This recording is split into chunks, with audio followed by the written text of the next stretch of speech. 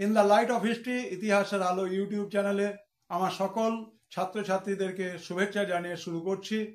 মারাঠা রাষ্ট্রসংঘ ঊনবিংশ এবং বিংশ শতকের উপনিবেশবাদ এবং সাম্রাজ্যবাদ অধ্যায়ের একটি গুরুত্বপূর্ণ অংশ, যেখানে প্রচুর এমসিকিউ প্রশ্ন রয়েছে। মারাঠা রাষ্ট্রসংঘ বা কনফেডারেসি অব দ্য মারাঠাস।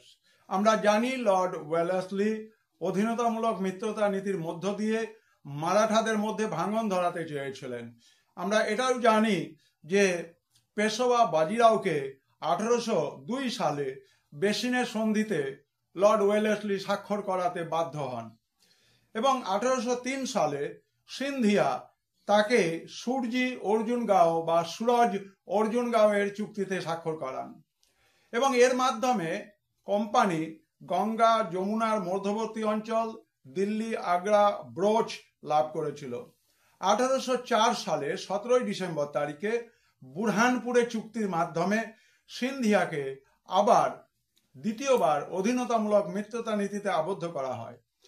একে একে ভোঁসলে গাইকোয়াড়কে 1803 সালে এবং হোলকারকে 1818 সালে অধীনতামূলক মিত্রতা নীতিতে স্বাক্ষর করিয়ে মারাঠাদের যে রাষ্ট্রসংঘ ছিল, যে রাষ্ট্রসংঘে সিন্ধিয়া, পেশোয়া, হোলকার, গাইকোয়াড় এই সমস্ত গুরুত্বপূর্ণ যে মারাঠা রাজনৈতিক শক্তি যারা নেতৃত্ব দিয়ে ইংরেজদের বিরোধিতা করতেন, তাদেরকে ধ্বংস করে দিয়ে লর্ড ওয়েলেসলির নেতৃত্বে ভারতবর্ষে ব্রিটিশ সাম্রাজ্যবাদের একটি গুরুত্বপূর্ণ অধ্যায় তৈরি হয়ে যায়।